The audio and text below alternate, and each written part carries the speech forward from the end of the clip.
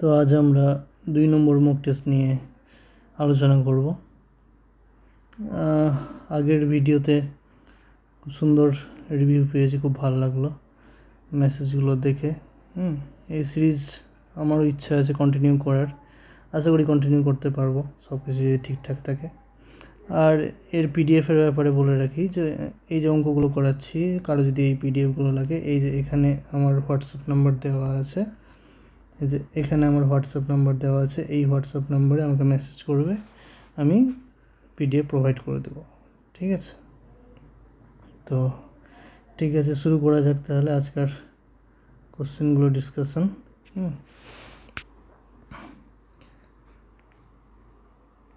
তো প্রথম কোশ্চেন কী বলা হচ্ছে, বলছে একটা হোস্টেলে 18 জন ছাত্র ছিল, যদি ছাত্রের সংখ্যা আরও 6 জন বৃদ্ধি পায় তবে হোস্টেলের মেসের খরচ প্রতিদিন 96 টাকা বেড়ে যাচ্ছে। ঠিক আছে, মানে বেশি ছেলে আসছে, আগে 18 জন খাচ্ছিল, এখন 6 জন আরও বেড়ে গেছে, বেশি খাচ্ছে তো অবভিয়াসলি খরচ তো বাড়বেই।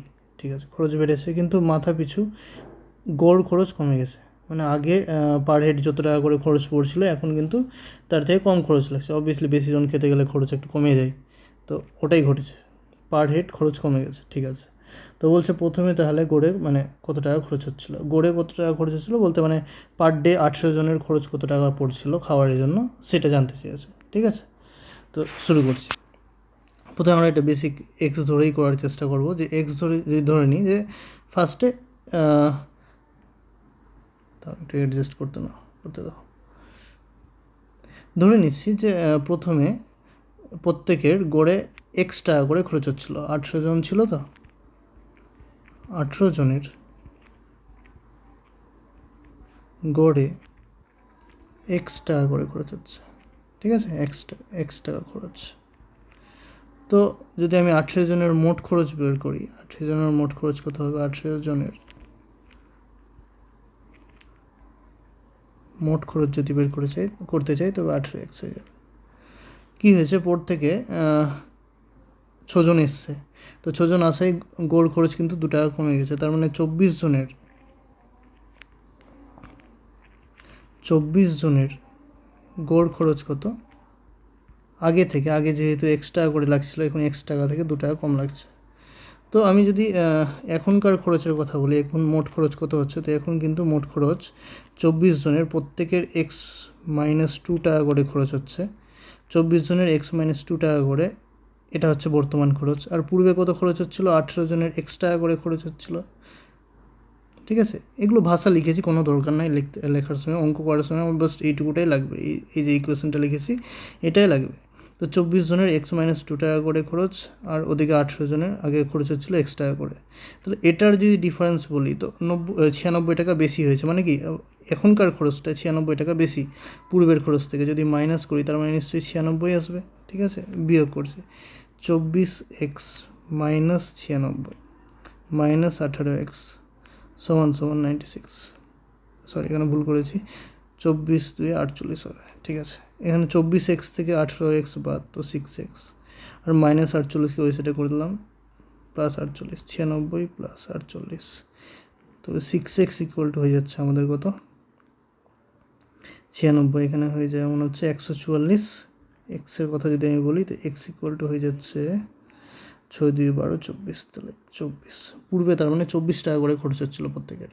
তো পূর্বে কত খরচ হচ্ছিলো মোটে, তো পূর্বে খরচ 18 জনের 24 টাকা করে, 18 ইন্টু 24 432 হবে। ঠিক আছে, আমাদের বি নম্বর অপশান। এটা কনস্টেবলের কোশ্চেন, আগের বার এসেছিলো এক্সামে, ডাটা চেঞ্জ করেছি আমি, আগের বারেরই কোশ্চেন। যাই হোক, তোমরা চাইতে গেলে এটাকে অপশন টেস্টেও করতে পারো। ঠিক আছে, 432 ধরে নিয়ে আমি একটা দেখিয়ে দিচ্ছি, অ্যান্সার দিয়ে আমি দেখিয়ে দিচ্ছি, অপশন টেস্টেও করা যেত কোশ্চেনটাকে। কী করতে পারতাম অপশন টেস্টে, যে 432 টাকা পূর্বে খরচ হচ্ছে, তো 18 জনের যদি 432 টাকা খরচ হয়, 432 টাকা যদি 18 জনের জন্য খরচ হয়, তাহলে গড় খরচ হয় কত, 24।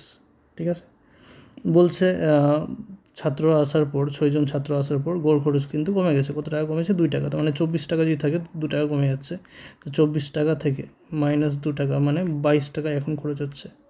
আর ছাত্র সংখ্যা বেড়ে গেছে, ছাত্র সংখ্যা বেড়ে কিন্তু 24 হয়ে গেছে। তো 22 আর 24 তুমি যদি গুণ করো তো এটা হয়ে যাচ্ছে 88, আর এটা হচ্ছে 44, 8, এখানে হয়ে যাচ্ছে কত, 4 2 12, 2 হাত থাকলো 1, 528। পূর্বে খরচ হচ্ছিল 432 আর এখন হচ্ছে 528। কতর গ্যাপিং দেখো, 96-এরই গ্যাপিং। ঠিক আছে, তো এটা কি আছে? এই অপশানটা ঠিক আছে। তোমরা এইভাবে চেক করতে পারো। অন্যান্যগুলো যদি চেক করো দেখবে এই যে 96-এর গ্যাপিং এটা আসবে না, মিলবে না। ঠিক আছে, এইভাবেও করা যেতে পারে অঙ্কটা। যাই হোক, 2 নম্বর কোশ্চেন। হ্যাঁ, খুব সুন্দর একটা কোশ্চেন। বলছে 7টি ক্রমিক বিজোড় সংখ্যার গড় হচ্ছে কি 17। ঠিক আছে, আমি চেষ্টা করছি যে এই রিলেটেড আরও যত রকমের ডাটা আছে তোমাদের বলে দেওয়ার।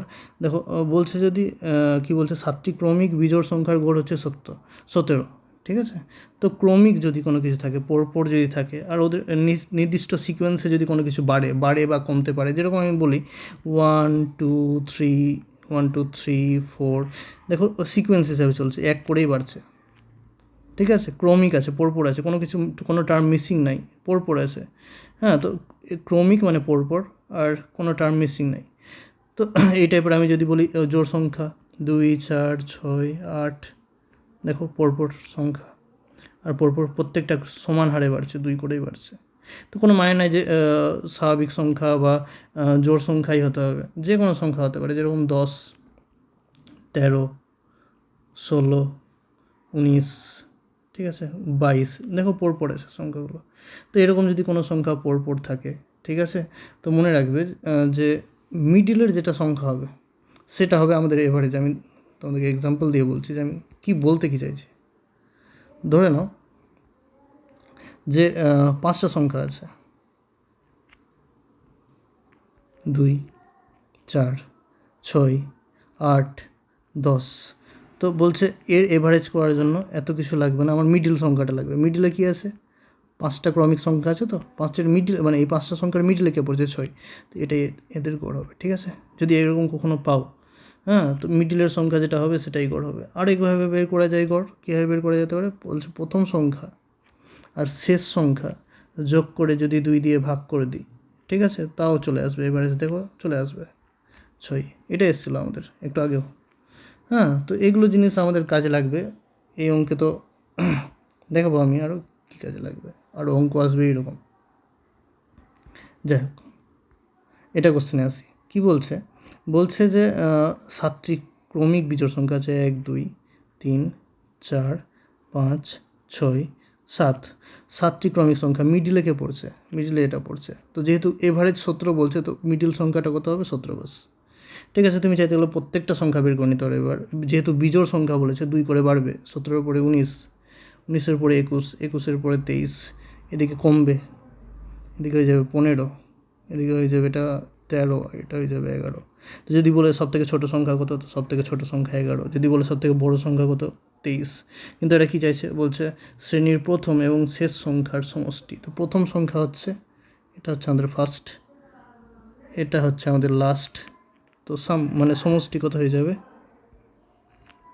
11 + 23 34। ঠিক আছে, কিছু কিছু ইন্টারেস্টিং ফ্যাক্ট আমি আরও বলে রাখি। এত কিছু না করলেও আমরা করতে পারতাম। ধরো নাও এরকম আছে যে 1 2 3 4 5 ক্রমিক সংখ্যা। তো এদের যদি তোমাকে এভারেজ বের করতে বলি, তো কত হবে? 3 হবে। ঠিক আছে, একটা ইন্টারেস্টিং ফ্যাক্ট হচ্ছে যে তুমি যদি প্রথমটা আর শেষটা নাও, দুটো সংখ্যা নিচ্ছি, তো যেহেতু গড় 3 আছে, তো সমষ্টি কত হওয়া উচিত? দেখো 6 হচ্ছে। এখানকারও নাও, কত আসবে? 6 আসবে। মানে কেউ যদি কোনো সিরিজের ধরো নাও, অনেকগুলো সিরিজের, যেখানে ধরো নাও আনলিমিটেড, মানে ধরো নাও যে আনলিমিটেড বলছে না, ধরো 101টা সংখ্যা আছে। তো 101টা সংখ্যা আর যদি এভারেজ বলে দেয়, এভারেজ বলে দিয়েছে আমাদেরকে ধরো নাও 531। এবার এভারেজ তো আমরা জানি যে মিডিলে তো 531 হবে, আর বললো প্রথম সংখ্যা আর শেষ সংখ্যার সমষ্টি। তো এখানে আমাদের পক্ষে পসিবল নয় যে প্রত্যেকটা সংখ্যা বের করব। ঠিক আছে, তো তোমার এত কিছু করার দরকার নেই। তোমার কী করতে হবে? প্রথম সংখ্যা আর শেষ সংখ্যার যখন সমষ্টি চাইবে, বাস তুমি শুধু দুটো সংখ্যা আছে, তো তাহলে 531 দুবার গুণ করে যত আসবে 1062 হয়ে গেল। এখানেও আমরা অ্যাপ্লাই করতে পারতাম যে এভারেজ যেহেতু 17 আছে, প্রথম সংখ্যা আর শেষ সংখ্যার সমষ্টি চেয়েছে, তো দুটো সংখ্যা 17 দিয়ে 34, এত কিছু করার দরকারই ছিল না। ঠিক আছে, আমি বেসিক ভেঙে বোঝাতে চাইলাম। ছোটো যেহেতু 7টা সংখ্যার সিকোয়েন্স আছে তো হয়ে গেল। ঠিক আছে, যদি বেশি থাকতো এখানে যদি 51টা সংখ্যা বা ধরে নাও যে 50টা সংখ্যা আছে, তবে কী হতো, তবে আমি এভারেজকে দুবার নিয়ে নিতাম, দুটো সংখ্যা। আর এমন না যে প্রথম সংখ্যা আর শেষ সংখ্যা থাকলেই কাটবে। ধরে নাও দ্বিতীয় সংখ্যা, প্রথম থেকে দ্বিতীয় সংখ্যা, শেষ থেকে দ্বিতীয় সংখ্যা বলেছে, এদের সমষ্টি চেয়েছে, এটা আর এটার সমষ্টি চেয়েছে, তা সত্ত্বেও একই জিনিস হতো, এভারেজ দুবার নিয়ে নিতাম। মানে সমান ডিস্টেন্সে যদি সংখ্যাগুলো না হয়, প্রথম থেকে হয়তো 3 নম্বর, শেষ থেকে 3 নম্বর, প্রথম থেকে 4 নম্বর, শেষ থেকে 4 নম্বর, প্রথমেরটা শেষেরটা, এরকম করে যদি বলা হয় তো কিছুই না, জাস্ট এভারেজ দুবার নিয়ে নেবে, হয়ে যাবে। ঠিক আছে, সবগুলোই বলে দিলাম তোমাদেরকে।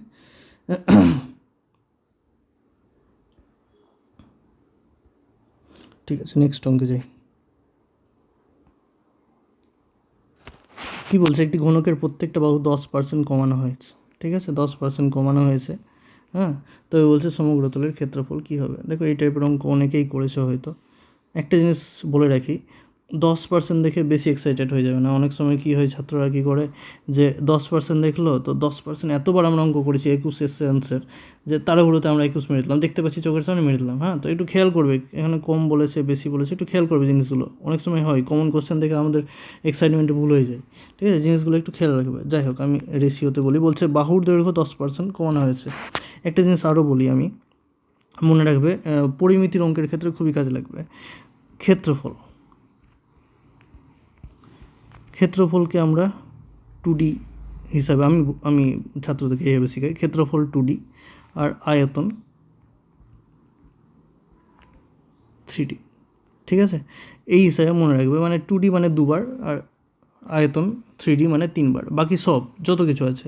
এবার ক্ষেত্রফল বলতে স্যার কোন কোন ক্ষেত্রফল, বক্রতলের ক্ষেত্রফল, সমগ্রতলের ক্ষেত্রফল, যত রকমের ক্ষেত্রফল আছে সবটাই হচ্ছে 2D। আর যত রকমের আয়তন আছে, ঠিক আছে, যত রকমের আয়তন আছে সবই হচ্ছে 3D। আর এই দুটাকে যদি আমি বাদ দিয়ে দিই, এর বাদে যত কিছু আছে সব হচ্ছে 1 ডাইমেনশন। ঠিক আছে, তো এখানে কি বলছে যে বাহুর দৈর্ঘ্য, বাহু যেহেতু আমি এই দুটার মধ্যে পড়ছে না, তার মানে বাহু কি 1 ডাইমেনশনে পড়ছে, তো বাহু কি হচ্ছে 10% কমে যাচ্ছে। আর কি জানতে চেয়েছে, ক্ষেত্রফল। আর আমি এক্ষুনি বললাম ক্ষেত্রফল কি হিসাবে কনসিডার করবো আমরা, 2D। আর এটা কিছু আমি লেখাইনি, মানে এটা 1D, বাস মনে রাখবে, এই দুটার মধ্যে পড়ছে না মানে 1D। তো 1 ডাইমেনশন দেওয়া আছে, 10% কমছে, আর আমার 2 ডাইমেনশন জানতে চেয়েছে। ঠিক আছে, বাস আমি আর কিছু দেখবো না, কার ঘনক আছে না গোলক আছে কিছু দেখার দরকার নেই, বাস আমি 1 ডাইমেনশন আছে না 2 ডাইমেনশন আছে, 1 ডাইমেনশন দেওয়া আছে, 2 ডাইমেনশনের ভ্যালু চেয়েছে। তো এই জিনিসটা 10% করে দুবার আসবে, দুবার কমবে। ঠিক আছে, 10% করে দুবার কমবে। তো 10% যদি একবার কমে তাহলে 100 থেকে 90, কাটাকাটি করলে 10 থেকে 9। দ্বিতীয়বার আবার যদি কমে তো 100 থেকে 90, মানে 10 থেকে 9। তো যদি দুটা অনুপাতে, মানে মিশ্র অনুপাতের কনসেপ্ট, 100 থেকে কত হয়ে যাবে, 9 81, কত কমছে, 19 কমছে। 100তে 19 কমছে মানে 19%, 100তে যেহেতু কমছে তো আলটিমেটলি 19%-এর হ্রাস হচ্ছে। ঠিক আছে, তোমরা XY দিয়েও করতে পারো এটা অঙ্ককে। হ্যাঁ, XY দিয়েও করা যেতে পারে, দেখিয়ে দিই। 10% কমছে, আবার 10% কমছে, আর মাইনাস মাইনাসে প্লাস, 10 × 10/100, এখান থেকে -20, এখানে +1, তাহলে -19। ঠিক আছে, 4 নম্বর কোশ্চেন, কনসেপচুয়াল কোশ্চেন। ঠিক আছে, আর ইম্পর্টেন্ট কোশ্চেন, এই টাইপের কোশ্চেন পরীক্ষায় আশা করতে পারো তুমি। প্রিভিয়াসের কোশ্চেন না, বাট সহজ কোশ্চেন আশা করতে পারো। যাই হোক, আমরা নর্মালি এই সূত্রটা জানি যে AB তার স্কোয়ার সমান BC square plus BC plus CA। এটা ভুল আছে, এখানে ভুল আছে, এটা লিখতে ভুল হয়েছে আমার, এটা BC প্লাস CA হবে এটা। ঠিক আছে, দেখো আমরা এটা কিন্তু জানি যে সমকোণী ত্রিভুজের ক্ষেত্রে কি হয়,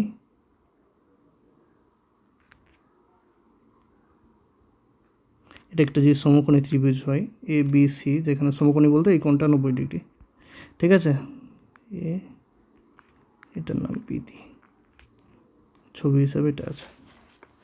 তো আমরা কি জানি যে অতিভুজের স্কোয়ার, অতিভুজ এখানে কি আছে AB সমান লম্ব square AC square plus BC square, ঠিক আছে, এসি এটা বিসি, ঠিক আছে, A B square equal to হবে এটা এসি স্কোয়ার প্লাস বিসিটা ঠিকই আছে, এটা এসি হবে। তো এটা কিন্তু আমাদের জানা আছে, কিন্তু সমস্যা আছে যে এটাই জানা আছে, এর বাইরে জানা নাই। হ্যাঁ, এর বাইরেও আমাদেরকে জানতে হবে, এটা সমকোণী ত্রিভুজের ক্ষেত্রে, এটা কেবলমাত্র সমকোণী ত্রিভুজের ক্ষেত্রেই অ্যাপ্লিকেবল। হ্যাঁ, আরও দুটো আছে আমাদেরকে সেটাও জানতে হবে। হ্যাঁ, এগুলো কিন্তু ক্লাস 6-7 কনসেপ্ট।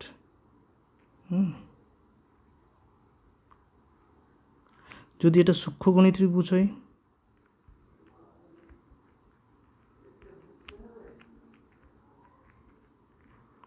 সূক্ষ্মকোণী ত্রিভুজ, তো মনে রাখবে তখন আর ইকুয়াল হবে না,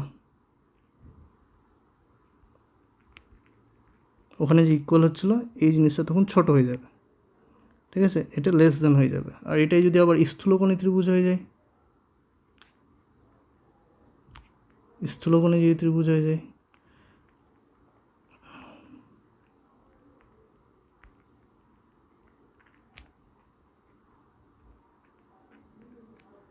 তবে এ বি স্কোয়ার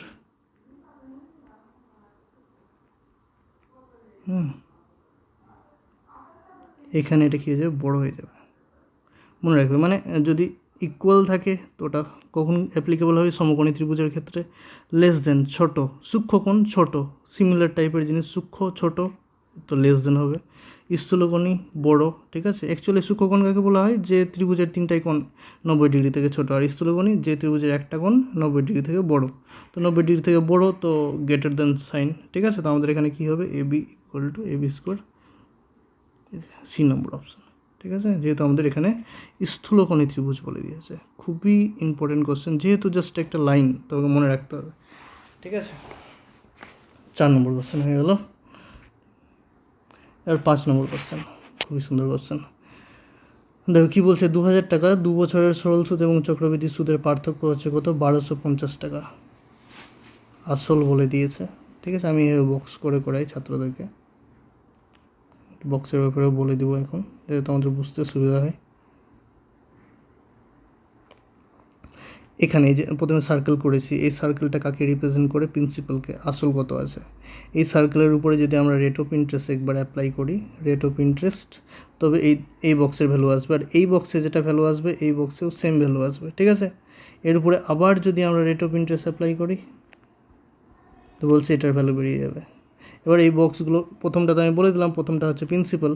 এই দুটো বক্সকে যদি আমি কম্বাইন করে দিই, প্রথমের ঘরে যে দুটো বক্স আছে, এই যে 1 নম্বর এটা বক্স আর এই বক্স, এই দুটো বক্সকে যদি কম্বাইন করি তবে কী হবে, সিম্পল ইন্টারেস্ট চলে আসবে। 3টা বক্সকে যদি কম্বাইন, এই 3টা বক্সেরই স্কোয়ার টাইপের রেক্ট্যাঙ্গেল টাইপের 3টা বক্স আছে, এটাকে কম্বাইন করে দিই তবে কম্পাউন্ড ইন্টারেস্ট পেয়ে যাব। আর শুধু এই সিঙ্গেল বক্স, এটা কি হচ্ছে, এটা হচ্ছে পার্থক্য, কিসের পার্থক্য, এসআই, সিআই আর এসআই এর পার্থক্য, ঠিক আছে। তো আমাদের কি বলে দিয়েছে, আমাদের বলে দিয়েছে প্রিন্সিপাল হচ্ছে 20,000 টাকা। আর কি বলছে, আর বলছে সরল সুদ আর জটিল সুদের পার্থক্য হচ্ছে কত, 1250, ঠিক আছে। রেট অফ ইন্টারেস্ট বের করতে বলেছে, রেট অফ ইন্টারেস্ট জানি না, মানে এখান থেকে এটা কী করে এসছে জানি না, ধরে নিচ্ছি আমি R%, আর এখান থেকে এটাও জানি না, এটাও ধরে নিচ্ছি আমি R%। বাট এটা বলতে পারবো আমরা যে 2,000 টাকার উপরে, 20,000 টাকার উপরে কিন্তু দুবার R% অ্যাপ্লাই হয়েছে। R% মানে কত, রেট অফ ইন্টারেস্ট অ্যাপ্লাই হয়েছে, মানে R/100, আবার R/100 দুবার অ্যাপ্লাই হয়েছে, দুবার অ্যাপ্লাই হয়ে কত হয়ে গেছে, 1250। বাস কাটাকাটি করছি, নিচে 2টা আর 2টা 4টা শূন্য, এখানকার 2টা আর 2টা 4টা শূন্য সঙ্গে কেটে গেল, এখানকার 2 আর এখানকার 1250 যদি কাটি তো কত হয়ে যাবে, 625। তো আর স্কোয়ারের ভ্যালু 625, তো আর এর ভ্যালু কত হয়ে যাবে, 25। বাস, তো রেট অফ ইন্টারেস্ট কত হয়ে গেলো, 25%। কি বি নম্বর অপশান, ঠিক আছে। সহজ কোশ্চেন আর খুব কমন কোশ্চেন, আর তার সঙ্গে ইম্পর্টেন্ট কোশ্চেন। 6 নম্বর, দুটি সংখ্যার যোগফল বলে দিয়েছে, ঠিক আছে। দেখো আমি প্রথমে বেসিকভাবে করাবো, তারপরে শর্টকাটও বের করবো যে কীভাবে কী করা যেতে পারে এটার। তো যোগফল আমি ধরে নিচ্ছি দুটো সংখ্যা আমি জানি না কী আছে, ধরে নিচ্ছি এক্স আর ওয়াই আছে, যোগ করলে কত হচ্ছে 21, আর গুণ করলে এক্স ওয়াই 104, ঠিক আছে। তো ছোট সংখ্যা কি হবে? তো দেখো সূত্র থেকে তো করা যায়, এক্স মাইনাস ওয়াই তার স্কোয়ার সমান সমান হচ্ছে এক্স প্লাস ওয়াই তার স্কোয়ার, হ্যাঁ, -4xy করলে এখান থেকে কিন্তু হয়ে যাবে, এক্স মাইনাস ওয়াইয়ের ভ্যালু বেরিয়ে যাবে। আর যদি এক্স মাইনাস ওয়াই বেরিয়েই যায়, করে দেখিয়ে দিই, এক্স প্লাস ওয়াই মানে হচ্ছে তোমার 21-এর স্কোয়ার -4 ইন্টু 104, 21-এর স্কোয়ার 441, আর এটা হয়ে যাবে 104 মানে 416, 416 কত হয় বিয়োগ করতে গেলে, এটা 20, 27 মেবি, নাকি ভুল বলছি,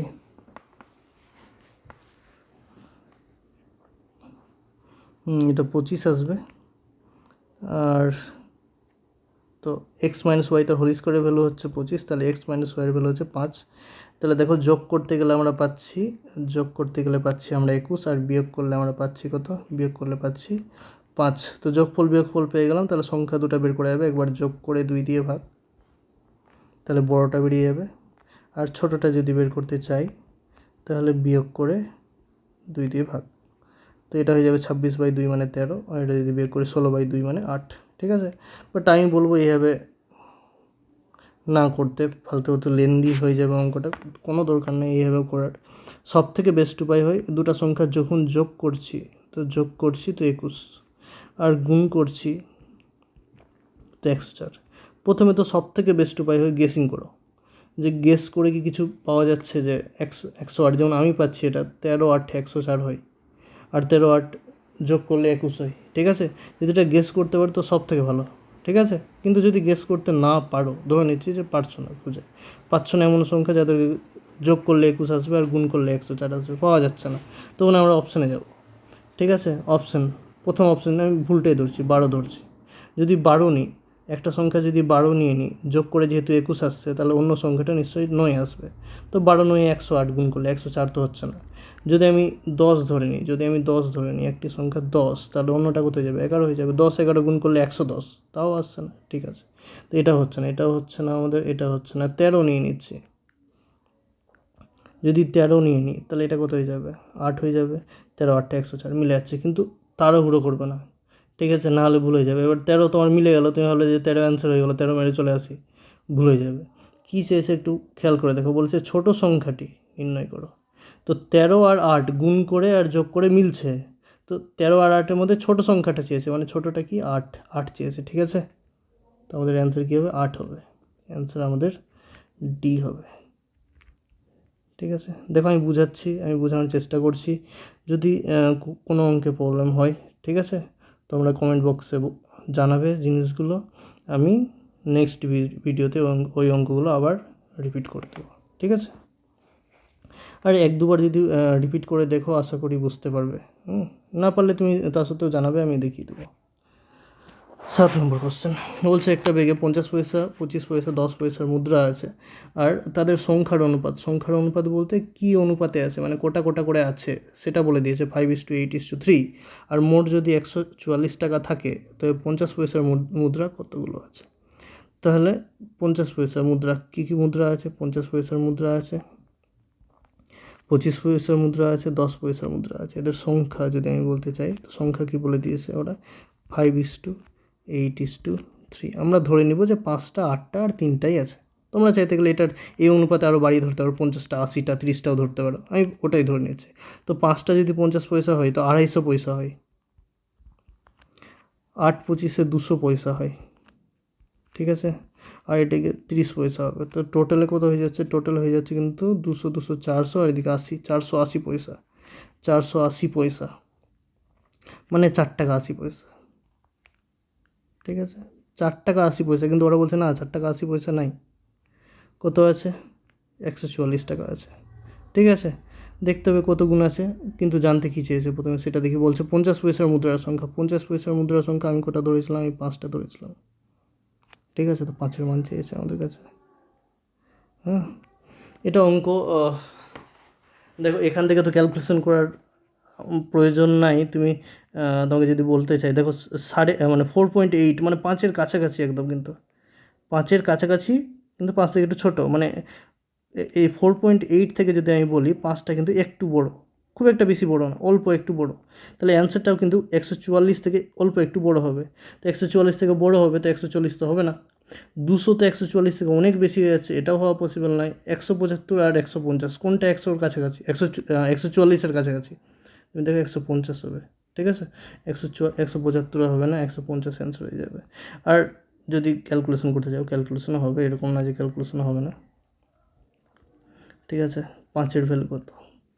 তো 4.8 144 ইন্টু 5 দশমিক উঠিয়ে দিলাম, 10 হয়ে গেল। 12 দিয়ে কাটলে 4, 12 দিয়ে কাটলে এটা 12, 4 দিয়ে এটা 2, 4 দিয়ে 2 দিয়ে কাটলাম এটা 25, 2 দিয়ে কাটলাম এটা হয়ে গেল 6। তাহলে 25 6 150, ঠিক আছে। এরকম 150 আসবে। কিন্তু তোমার দেখো এমনিতেই বোঝা যাচ্ছিলো যে 4.8 থেকে 5 একটু বড়, তাহলে 144 থেকে একটু বড় হবে, 144 থেকে একটু বড় 150 হয়ে যাবে অনেকটা, ঠিক আছে। যাই হোক, 8 নম্বর কোশ্চেন, ত্রিকোণমিতির কোশ্চেন। অনেকের আশা করি ভয় লাগতে পারে কোশ্চেনটা দেখে, যে ত্রিকোণমিতি স্যার পারি না। বাট ত্রিকোণমিতির আমি ক্লাস দিব, ত্রিকোণমিতির আমি ক্লাস করাবো অনলাইনে। বিশ্বাস করো, অল্প একটু ডাটা যদি মুখস্থ করতে পারো তো হয়ে যাবে, ঠিক আছে। আমি যদি ছোট্ট করে একটু বলতে চাই, জাস্ট তোমাকে 3টা ট্রায়াঙ্গেল মুখস্থ রাখতে হবে, বাস, আর কিছু না। একটা হচ্ছে, আমি দেখিয়ে দিচ্ছি একটু হালকা করে ঝলক। এটা হচ্ছে 45 ডিগ্রি, মানে নিচের কোণটা হচ্ছে জাস্ট 45 ডিগ্রি। অনেকে যদি ট্রিপলেট মুখস্থ করে থাকো তো তাদের ক্ষেত্রে তো আরও ইজি হয়ে যাবে, ট্রিপলেটের উপরে বেস করেই হয়ে যাবে অঙ্ক। ত্রিকোণমিতি শুধু দেখতেই ভয় লাগে, ও কাজের কিছু নেই, সহজ জিনিস। 45 ডিগ্রি, এখানে তোমাকে মনে রাখতে হবে 1/1√2। অনেকে ট্রিপলেটও মুখস্থ করে হবে 1/1√2, ঠিক আছে। 60 ডিগ্রি আর 30 ডিগ্রি একদম সিমিলার টাইপের, দুটারই অতিভুজের ভ্যালু হচ্ছে 2, ঠিক আছে। অতিভুজের ভ্যালু হচ্ছে 2। আর 30 ডিগ্রি যেখানে থাকবে সেখানে √3 থাকবে। তো এখানে 30 ডিগ্রি নিচে আছে, তো এখানে হয়ে গেল √3। আর এখানে যদি √3 হয় তো অপোজিটটা 1, মানে এটাই আছে 1√3 আর 2ই আছে, এটা ছাড়া কিছু নাই। তো এখানে 2 তো অলরেডি বসে গেছে, √3 কোথায় বসবে? 60, আমি বললাম যেখানে 30 হবে সেখানে। তো এটা যদি 60 হয় তাহলে এই কোণটা 30 হবে, তাহলে √3 এখানে বসবে, তাহলে অবভিয়াসলি বাকিটা 1, ঠিক আছে। তো এইটাই ট্রিপলেট আছে, 1/1√2 একটা ট্রিপলেট, আর একটা হচ্ছে 1√3 2। দেখো এই দুটাতে 1√3 2, 1√3 2, এই যে একটু মার্ক করে দেখে দিই, 1√3 2, 1√3 2, 2 তো সেম পজিশনে বসছে, এই 2 আর এই 2 সেমই বসছে, শুধু 1 আর √3 এরা শুধু নিজের পজিশন চেঞ্জ করছে। 30 ডিগ্রি হতে গেলে √3 নিচে, আর 60 ডিগ্রি হলে অবভিয়াসলি তখন √3 উপরে চলে যাবে। এই হচ্ছে গল্প। এবার তোমাদের মনে হতে পারে স্যার কী বলছে এগুলোর কী ত্রিকোণমিতির সঙ্গে এগুলো কী সম্পর্ক আছে, এগুলোর দেখাচ্ছি।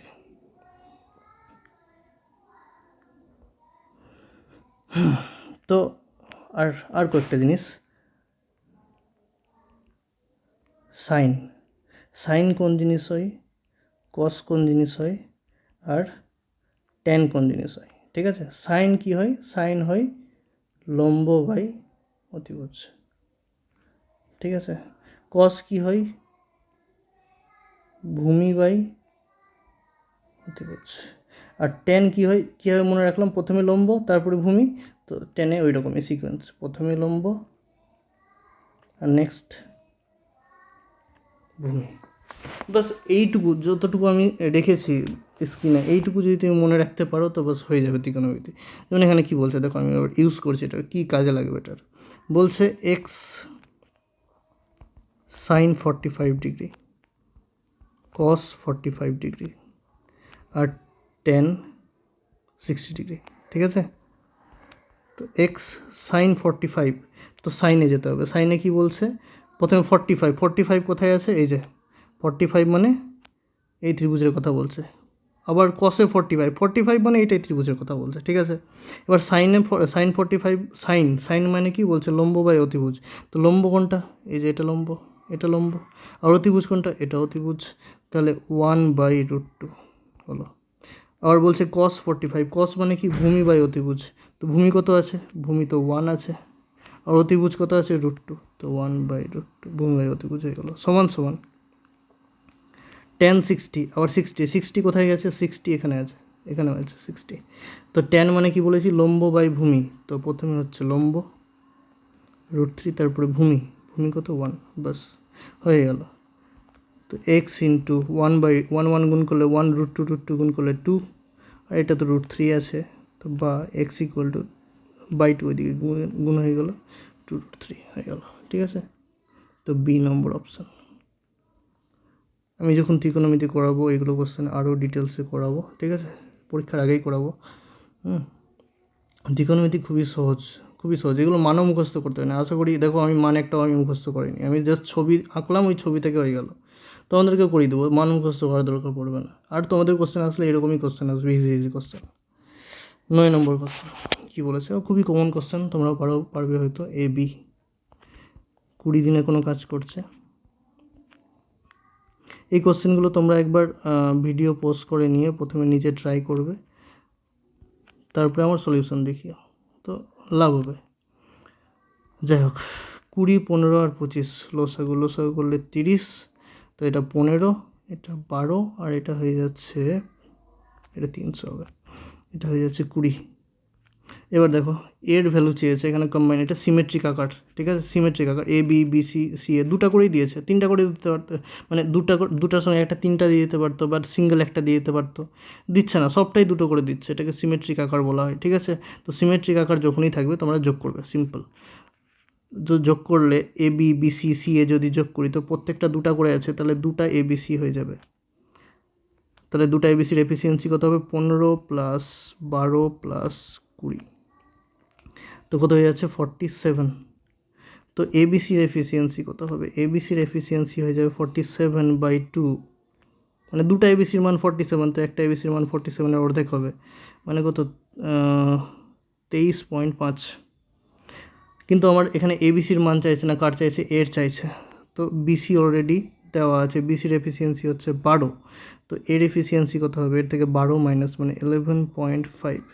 তো এ সম্পূর্ণ কাজটা কতদিনে করবে, তো এ করবে,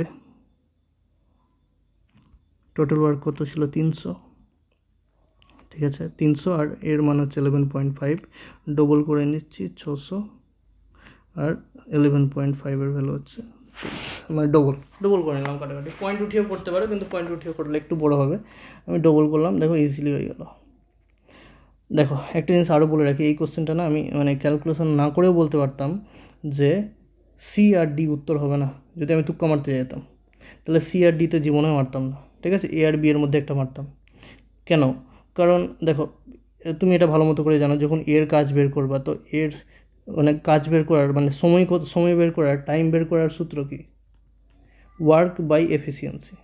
আর টোটাল ওয়ার্ক কী করে বেরোয়, এলসিএম করে বেরোয়, কার এলসিএম করে বেরোবে, এই 20, আমি যদি বলি হাইলাইটটা নিয়ে নিই, এই 20, 25 আর এদিকে 15, এদের তিনজনের এলসিএম করলেই তো বেরোবে না, এদের তিনজনের এলসিএম করেই টোটাল এই ওয়ার্কটা বেরোবে।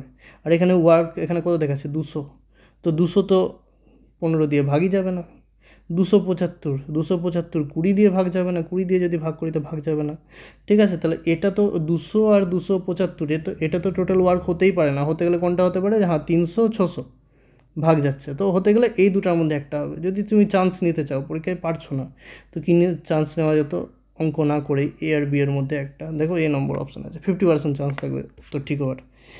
যাই হোক, পরেরটা দুটি সংখ্যার যোগফল বলে দিয়েছে, আর গোছাগু বলে দিয়েছে। এই টাইপের অঙ্কের ক্ষেত্রে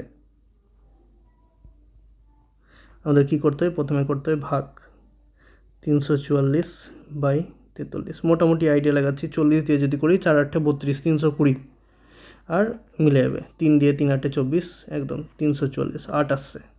তারপর কি, যদি যোগ দেওয়া থাকে তাহলে এই ভাগফলটাকে যোগ আকারে ভাঙতে হয়, আর যদি যোগ না দেওয়া থাকে সবসময় গুণ আকারে। তো যেহেতু যোগ দেওয়া আছে তো এটাকে যোগ আকারে ভাঙবো, তাহলে একদম সিরিয়াল ওয়াইজ সিকোয়েন্স থেকে শুরু করবে, তাড়াহুড়ো করবে না 3 + 5 করে দিলাম তারপরে 2 + 6 করছি, ওইরকম না, সিকোয়েন্স হিসাবে পরপর 1 + 7, 1 থেকে শুরু করবো, তো 2 + 6, তারপরে 3 দিয়ে 3 + 5, তারপরে 4 + 4। এবার কি করতে হয়, পরস্পর মৌলিক শুধু নিতে হবে, বাকিগুলো বাদ। তো আমি অত জটিল টার্ম বলতে চাইছি না। দেখো এখানে এই পেয়ারের মধ্যে যাদের কাটাকাটি করে যাবে, যেখানে কাটাকাটি করে যাবে সেগুলো বাদ। যেরকম 2 আর 6 কাটাকাটি করে যাবে, তো 2 আর 6 এটা বাদ। 4 4 কাটাকাটি করে যাচ্ছে, বাদ। এটা 3 আর 5 কাটবে না। 1 আর 7 কাটাকাটি করে যায় না, তো এগুলোই থাকবে। যেগুলো কাটাকাটি করে যায় না সেগুলোই থাকবে। মানে কত জোড়া থাকবে? 2 জোড়া এরকম সংখ্যা হওয়া পসিবল আছে। ঠিক আছে, বাস সহজ কোশ্চেন একদম, লসাগু গোসাগুর। 11 নম্বর কোশ্চেন, খুবই সুন্দর কোশ্চেন। কি বলছে? কোনো সংখ্যা তার 2/5 অংশ বৃদ্ধি পেয়ে 140 হয়েছে। কোনো সংখ্যা কতটা বৃদ্ধি পেয়েছে? ও নিজেরই 2/5 অংশ বৃদ্ধি পেয়েছে। 2/5 অংশকে যদি আমরা ভেঙে বলতে চাই, 2/5 অংশ মানে 5 ভাগের মধ্যে 2 ভাগ বেড়েছে, এইভাবে বলতে পারবো। এইভাবে তুমি যদি বলতে পারো তাহলে অঙ্ক হয়ে যাবে। 5 ভাগের মধ্যে 2 ভাগ বেড়েছে, তার মানে সংখ্যাটা যদি পূর্বে 5 ভাগ ছিল, তার মানে কি বেড়েছে 2 ভাগ, তো বর্তমানে হয়ে গেছে কত? 2 ভাগ বেড়ে 7 ভাগ হয়ে গেছে। বলছে না 7 ভাগ হয়নি, কত হয়েছে বেড়ে? বলছে 140 হয়েছে বেড়ে। তো বর্তমানে এটা তাহলে মূল সংখ্যাটা কী ছিল? মূল বলতে প্রথমে যেটা ছিল, তো 5-এর মান যদি 140 হয়, যদি 20 দিয়ে গুণ হয়, তো এটাও নিশ্চয়ই 20 দিয়েই গুণ হবে। কত হবে? 100 হবে। একদমই সহজ অঙ্ক। ফ্র্যাকশন দিয়ে দেখে অনেকে পারে না, ফ্র্যাকশন দেখে ছেড়ে দেয়, কিন্তু সহজ অঙ্ক। 2/5 অংশ বাড়ছে মানে 5 ভাগের মধ্যে 2 ভাগ বাড়ছে, তাহলে 5 থেকে 7 হচ্ছে, 7-এর মান 140 দেওয়া আছে, মূল সংখ্যা 5-এর মান। পরেরটা, এটাও খুব সুন্দর অঙ্ক। 9 দিয়ে তোমরা করে হবে এই কোশ্চেনটা। হ্যাঁ, আমি 5 দিয়ে দিয়েছি, কোনো ভয় নাই। এই টাইপের ফ্র্যাকশনের যোগ, সেটা যাই থাকুক না কেন, যে কোনোই সংখ্যা থাকুক না কেন, ঠিক আছে, সূত্র মুখস্থ করার কোনো প্রয়োজন নাই, একদম বেসিকভাবেই হয়ে যাবে কোশ্চেনগুলো। দেখো 555 দেখতেই পাচ্ছ, তার সঙ্গে কিছু কিছু ফ্র্যাকশন আছে। তো আমরা প্রথমে 555 পূর্ণ সংখ্যাগুলো নিয়ে নেব। 555 কোটা আছে? 5টা আছে, বাস। এই 555-এর গল্প শেষ হয়ে গেল। বাঁচলো কি? 1/5, 2/5, 3/5, 4/5, 5/5ও লেখা যায়, কিন্তু দেখো 5/5 মানেই তো 5কে যদি 5 দিয়ে ভাগ করি তো 1 হয়ে যাবে। তাই 5/5 না লিখে এটাকে 1 করে দিচ্ছি। ঠিক আছে, কেন? কারণ 5/5 লেখার কোনো মানেই হয় না, 5/5 কাটলে একই হয়। এটা যদি গুণ করি তাহলে কত আসবে? একটু গুণ করে নিই আমি। 5 5 25-এর 5, হাতে হলো 2, 5 5 25, 2 27, 5 5 25, 2 27। এটা আর 1 ছিল, যে এটা 1-এর সঙ্গে দিয়ে দিলাম, 1 তো পূর্ণ সংখ্যা, বাস। বাকি এখানে কতগুলো 5 আছে? 5। তো লসাগু করতে গেলে 5ই আসবে। এখানে 2, এখানে 3, এখানে 4, তাহলে 2776 প্লাস এখানে 6 4 10, 10/5 কাটাকাটি করলে 2, মানে 2778। ঠিক আছে, সি নম্বর অ্যান্সার। পরেরটা 13 নম্বর কোশ্চেন। কি বলছে? 710 টাকা এমনভাবে এ বি সি এর মধ্যে ভাগ করা হয়েছে যাতে এ বি এর থেকে 40 টাকা বেশি পাই আর সি এর থেকে 30 টাকা বেশি পাই। দেখো এক্স ধরে অনেকেই পারবে এই কোশ্চেনটা করতে, ঠিক আছে, বাট আমি একটু নিজের ভাবে দেখাচ্ছি, নিজের মতো করে। বলছে এ বি এর থেকে 40 টাকা বেশি। এ কেমন? তো বলছে এ বি এর থেকে 40 বেশি, বি এর থেকে 40 বেশি। ঠিক আছে, আবার কি বলছে?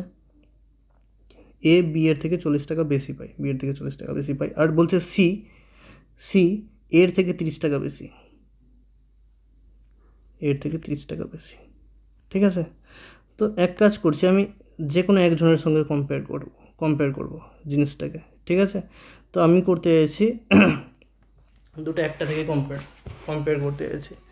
তো বি থেকে এ 40 বেশি, আর এ থেকে আবার সি 30 বেশি। তো আমি বলতে পারি না বি থেকে সিটা 70 বেশি হবে।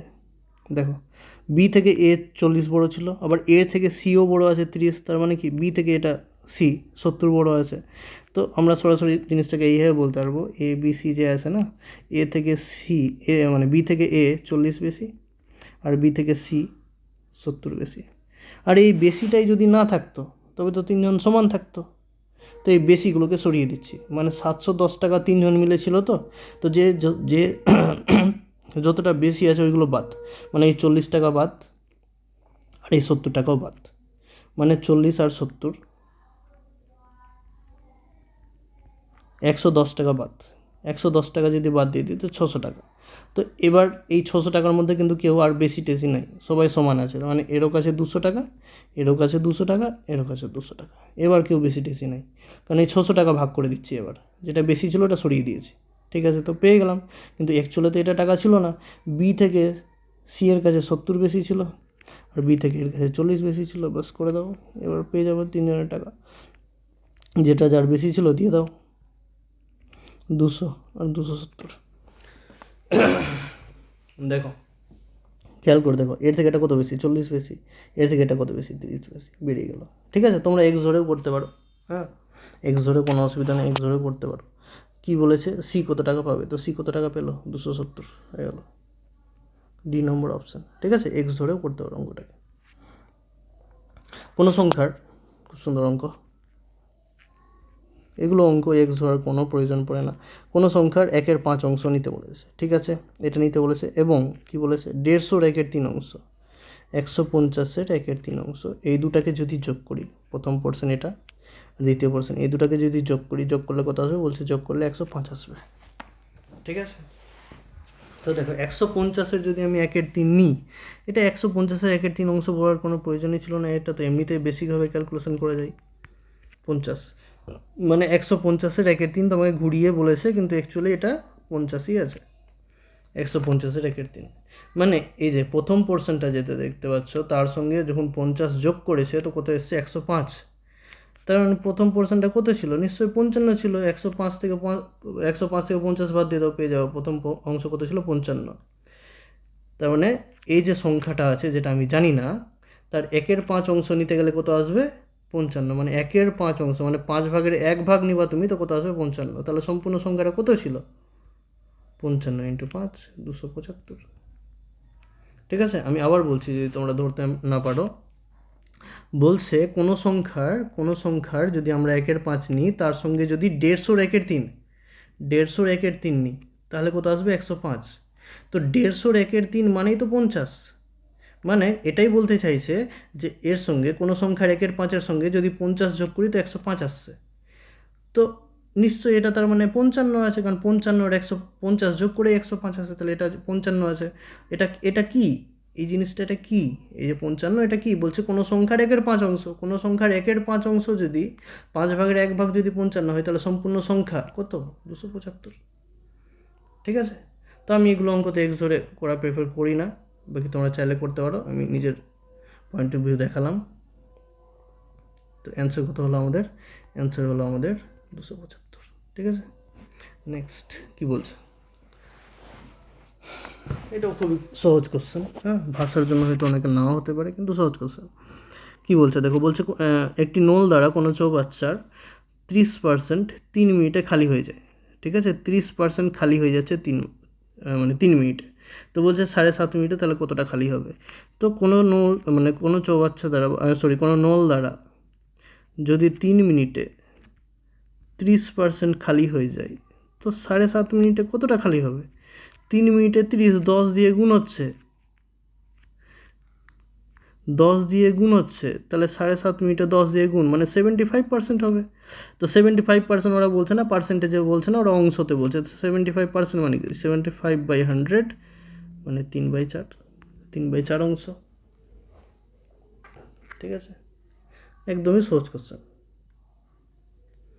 যাই হোক, নেক্সট কোশ্চেন কী বলছে, এবিসি একটি যৌথ ব্যবসায়ী অংশীদার, ঠিক আছে, 3 জন অংশীদার, বলছে এর মূলধনের 1/3 অংশ, এ মূলধনের 1/3 অংশ দেন, আর কি বলছে, বি দেন এ এবং সি এর দেওয়া মূলধনের সমান মূলধন, ঠিক আছে, এ দিচ্ছে 1/3 অংশ, আর বি কি দিচ্ছে, বলছে বি দিচ্ছে এ আর সি মিলে যেটা দিচ্ছে অতটাই দিচ্ছে, ওর সমান পরিমাণ, ঠিক আছে। বলছে যদি বছরের শুরুতে লাভের পরিমাণ যদি 900 টাকা হয়ে থাকে তাহলে সি কত টাকা লাভ পাবে।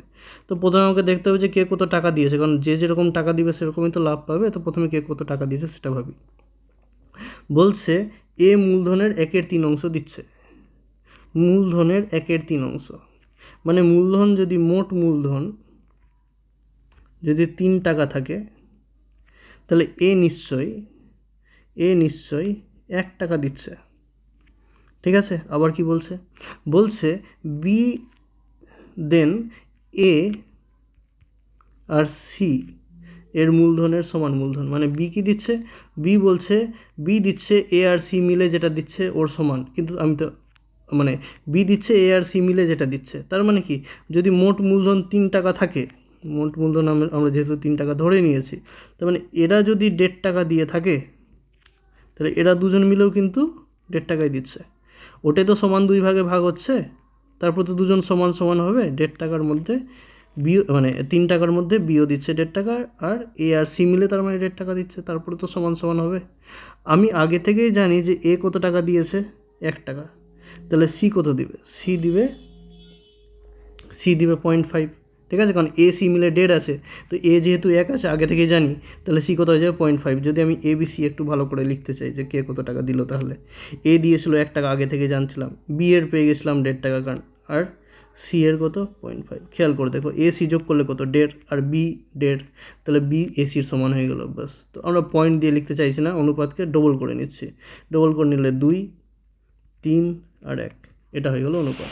তো বলছে বছরের আরম্ভে যদি লাভের পরিমাণ 900 টাকা হয়ে থাকে, তাহলে সি কত পাবে, তো মোট লাভ এইভাবে টাকা দিলে লাভও এইভাবে পাবে, তো মোট লাভ কোথায় যাবে, 2 + 3 + 1 মানে 6, 6 মান 900, কারটা চেয়েছে সি এরটা মানে 1 মান, তাহলে 150, ঠিক আছে। এই হচ্ছে কোশ্চেন। 17 নম্বর কোশ্চেন, পিতা পুত্রের কোশ্চেন। কি বলছে, পিতার বর্তমান বয়স পুত্রের বয়সের 6 গুণ, ঠিক আছে, পিতা ফাদার আর সন, তো 6:1, পিতা কেমন আছে, পিতা পুত্রের 6 গুণ আছে, ঠিক আছে। কি বলছে তারপর, বলছে 6 বছর পর যদি পুত্রের বয়স 3 গুণ হয়ে যায়, 6 বছর পর যদি পুত্রের বয়সের 3 গুণ হয়ে যায়, কার পিতার বয়স, তো 3 গুণ, ঠিক আছে। তো 6 বছর পরে বলেছে, 6 বছর যদি পরে কথা বলে থাকে, তার মানে কি প্রথম অনুপাতটা এটাও 6 বাড়বে, মানে 6 তো বাড়বে না, মানে এটাও বাড়বে আর এটাও বাড়বে, কারণ এখন তো বৃদ্ধি হয়েছে, যত বছরের বৃদ্ধি হয়ে থাক দুটাই বাড়বে। কিন্তু আমি দেখতে পাচ্ছি যে বাড়ে তো নি, প্রথমে এটা কমে গেছে আর এটা একদম সেম থেকে গেছে, তো অনুপাতটা ঠিকঠাক নাই। তো যদি সমান বাড়া উচিত, মানে যেহেতু বৃদ্ধি পেয়েছে তো দুটাই সমান বাড়া উচিত, তো ওটা আমরা ঠিক করব, কীভাবে ঠিক করে, তো গ্যাপিং যদি ঠিক করতে হয় তো নিয়ম হচ্ছে নিচের গ্যাপিং দিয়ে উপরে গুণ, আর উপরের গ্যাপিং দিয়ে মানে 5 দিয়ে নিচে গুণ, দেখি গুণ করার পর ঠিক হয় কি না। 2 দিয়ে গুণ করলে কত হবে, 12 আর 2, এটাকে 5 দিয়ে গুণ করতে গেলে কত হয়ে যাবে, 5 3 15 আর 5, দেখো 12 থেকে 15 বেড়েছে, এটা 2 থেকে 5 বেড়েছে, দুটাই তো বেড়েছে, আপাতত প্রথম জিনিস তো ঠিক হয়ে গেছে, দুটাই বেড়েছে।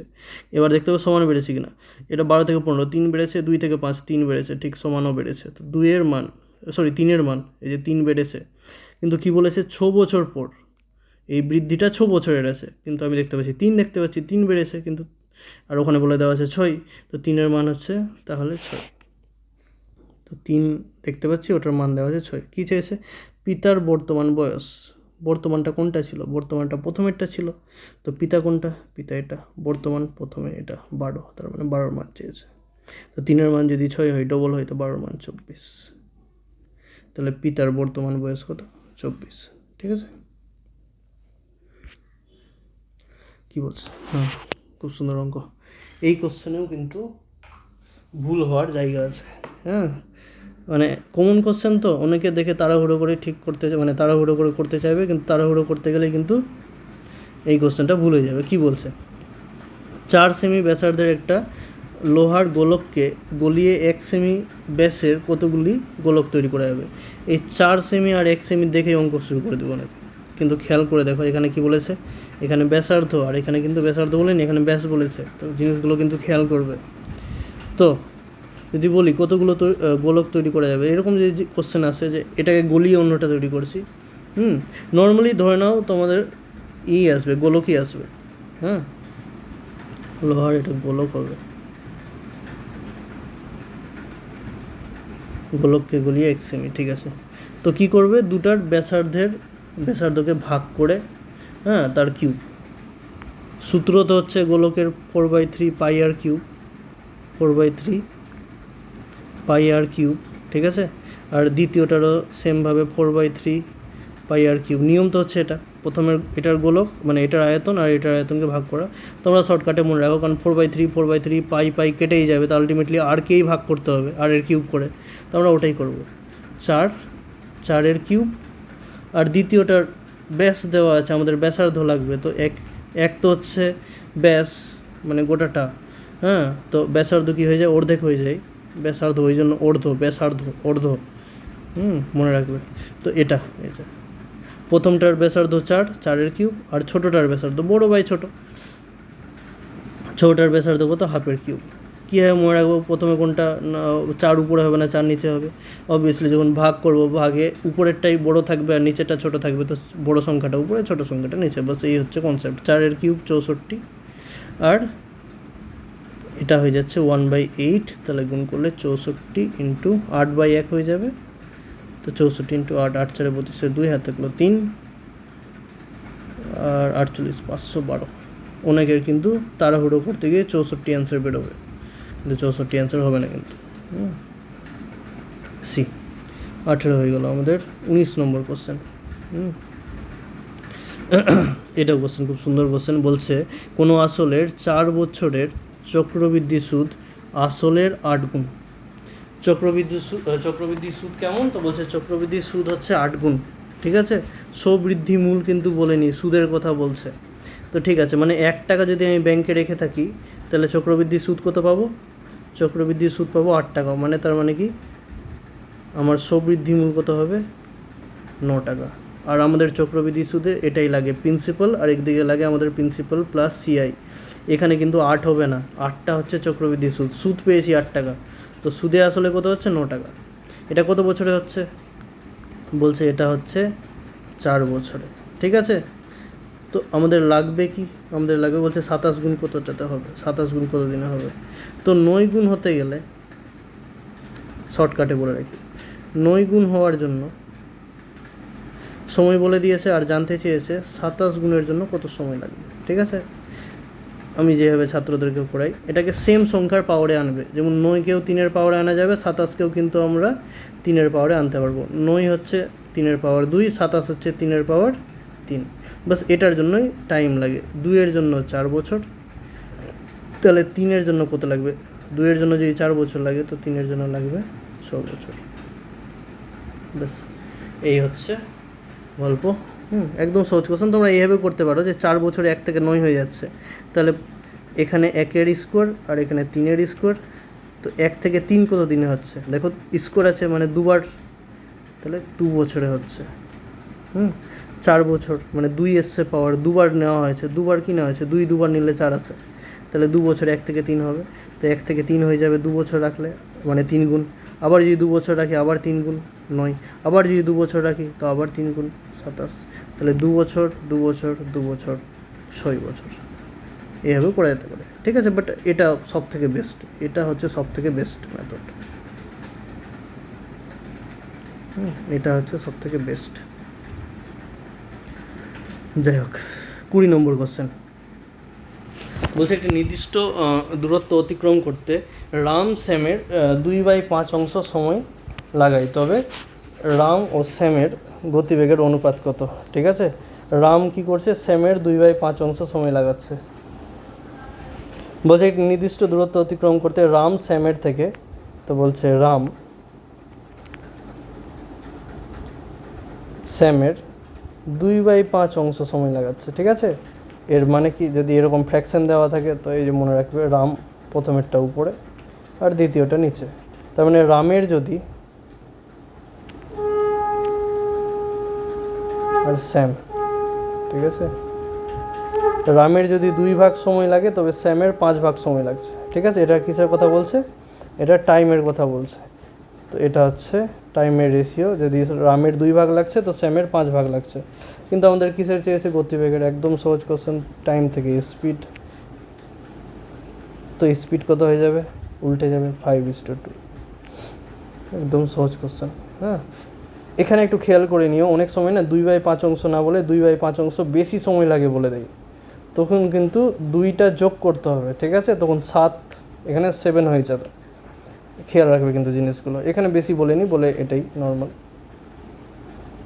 21 নম্বর কোশ্চেন, কোনো বস্তুকে 600 টাকায় বিক্রি করলে যে পরিমাণ লাভ হয় 300 টাকায় বিক্রি করলে তার দ্বিগুণ পরিমাণ ক্ষতি হয়। ঠিক আছে, কোনো বস্তুকে যদি 600 টাকায় বিক্রি করতে গেলে 600 টাকায় বিক্রি করি, একটা বলছে 300 টাকায় বিক্রি, বলছে 600 টাকায় যদি বিক্রি করি তো বলছে প্রফিট হচ্ছে, বলছে কতটা প্রফিট হচ্ছে, বলছে 300 টাকায় বিক্রি করতে গেলে 300 টাকায় সেল করতে গেলে যে পরিমাণ প্রফিট হয় তার দ্বিগুণ, মানে সরি ভুল বলছি, মানে 600 টাকায় বিক্রি করলে যে পরিমাণ লাভ হয় 300 টাকায় বিক্রি করলে তার দ্বিগুণ পরিমাণ ক্ষতি হয়। ঠিক আছে, মানে 600 টাকায় বিক্রি করতে গেলে যতটা লাভ হচ্ছে এইটুকুটাই, এখানে আমি যদি বলে দিই এখানে এখানে ক্রয় মূল্য আছে, এটা ক্রয় মূল্য, তো এখান থেকে যতটা বাড়তি সেটাই তো প্রফিট। তো বলছে 600 টাকায় বিক্রি করলে যতটা প্রফিট হবে, মানে এই গ্যাপিংটা বলছে কি 300 টাকায় বিক্রি করলে তার দ্বিগুণ পরিমাণ ক্ষতি হবে, মানে এখানে যতটা প্রফিট তার দ্বিগুণ ক্ষতি হচ্ছে এখানে, মানে যদি প্রফিট 1 ভাগ হয়ে থাকে তো ক্ষতি 2 ভাগ হচ্ছে।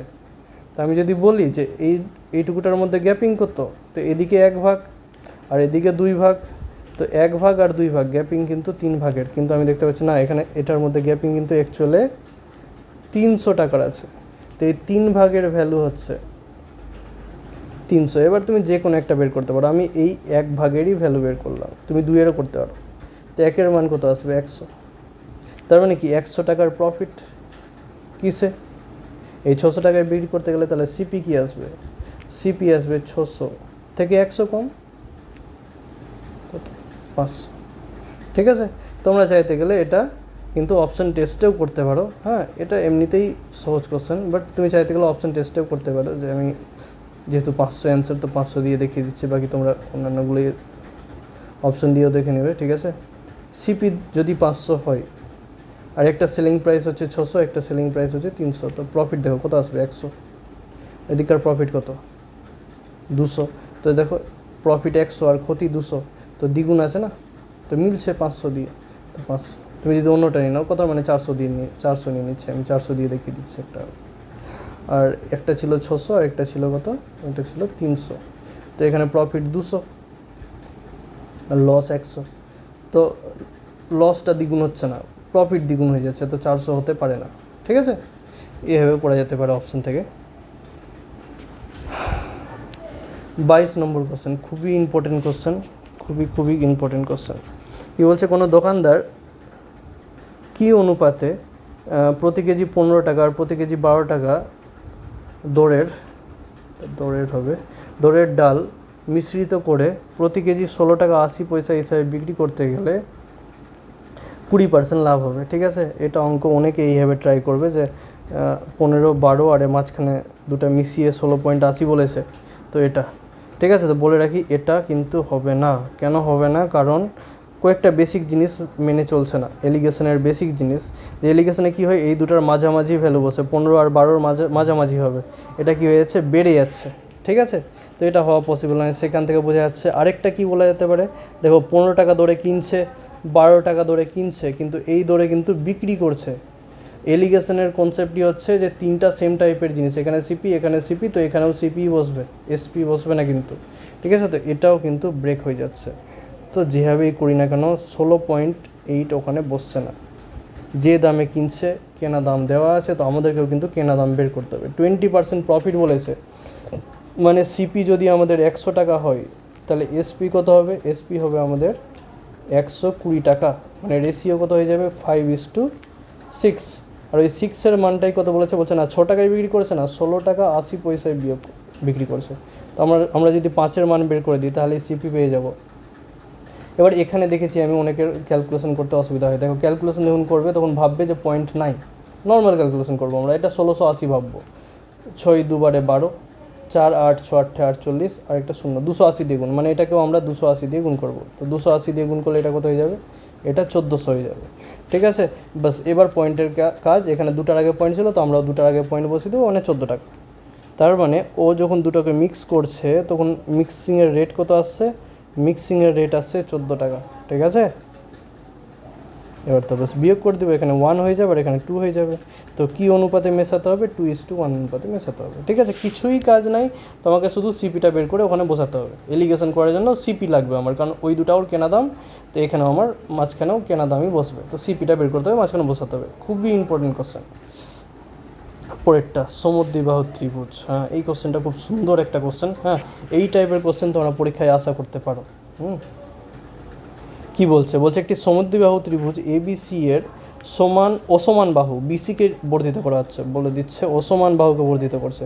তো সমদ্বিবাহু ত্রিভুজ কাকে বলে, যদি তোমাদের না জানা থাকে, সমদ্বিবাহু ত্রিভুজ মানে যে ত্রিভুজের দুটা বাহু সমান, ঠিক আছে? তো দুটা বাহু সমান হবে কেবলমাত্র। তো আমরা ধরে নিচ্ছি এ, আর ওরা বলছে অসমান বাহু হচ্ছে বিসি।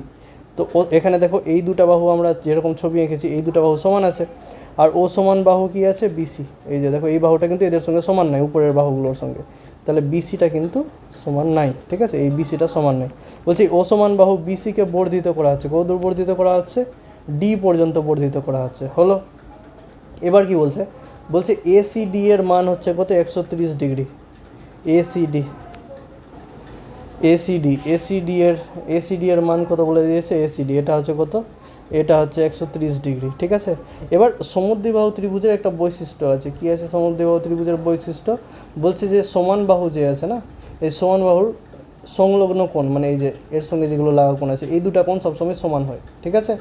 আর আরেকটা কি বৈশিষ্ট্য আছে সরল কোণের, দেখো এই কোণটা যদি কথার মানে 130 ডিগ্রি, আর এই গোটাটা কোণ সরল কোণ, এই গোটাটা কত হয়, 180 হয়, তাহলে এই কোণটা নিশ্চয়ই কত হবে, 50 ডিগ্রি হবে, ঠিক আছে? এটা যদি 130 হয় তাহলে এটা কত হবে, 50 হবে, কারণ এই গোটাটা নিশ্চয়ই 180 হতেই হবে।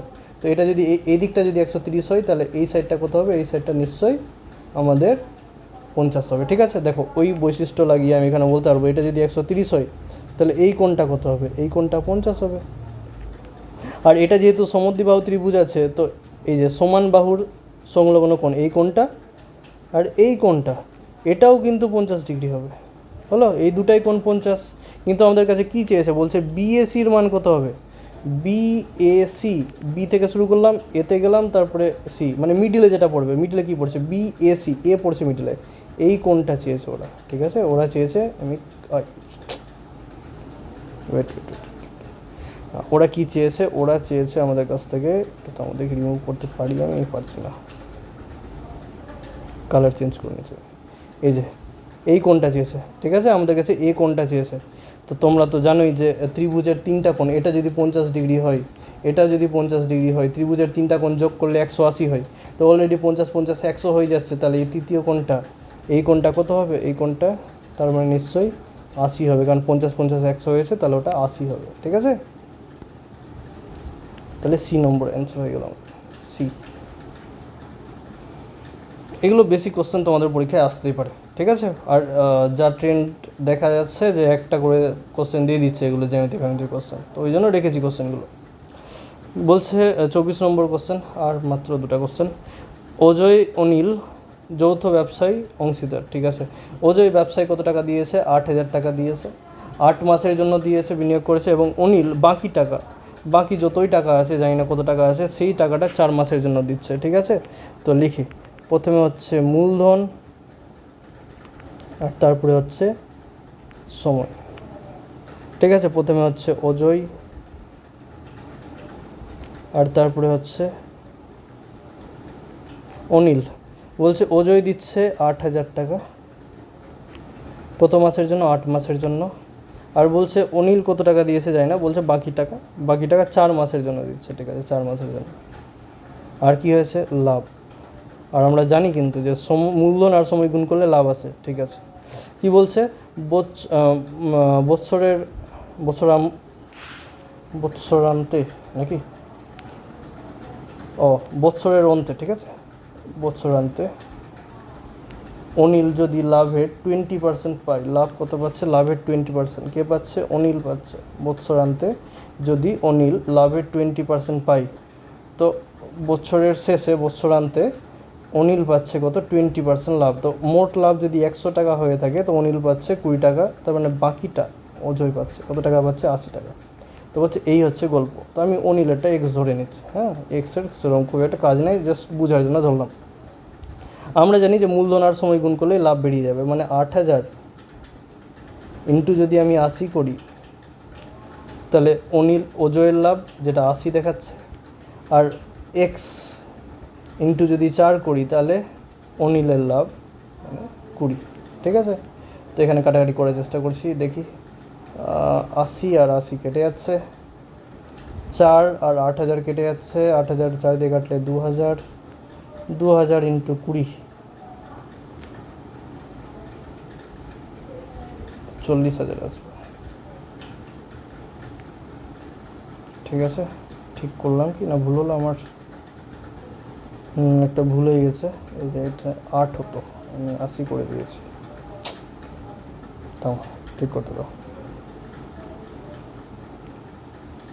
আবার কাটাকাটি করি। তো 4 আর 8 কাটলে 2, এখানে 20 আর 80 কাটলে এখানে 4, এই 4 দিয়ে 8000কে কেটে দিচ্ছি, এটা 4000 হয়ে যাবে নাকি না 2000 হয়ে যাবে। তো এক্সের ভ্যালু গিয়ে আছে 4000 হয়ে যাচ্ছে, তাহলে ডি নম্বর অপশান। ঠিক আছে, 24 নম্বর কোশ্চেন। 25 নম্বর কোশ্চেন কী বলছে, একটা ঘনকের সমগ্রতলের ক্ষেত্রফল তার ভূমির পরিসীমার সঙ্গে সমান। ঠিক আছে, ঘনকের সমগ্রতলের ক্ষেত্রফল, এই সূত্রগুলো তোমাদের জানতে হবে। ঘনকের সমগ্রতলের ক্ষেত্রফলের সূত্র কী হচ্ছে, বলছে 6a², যদি বাহু এ থাকে। আর ভূমি ঘনক, ঘনক বলতে কী বলো তো, ঘনক বলতে হচ্ছে লুড ছক্কা।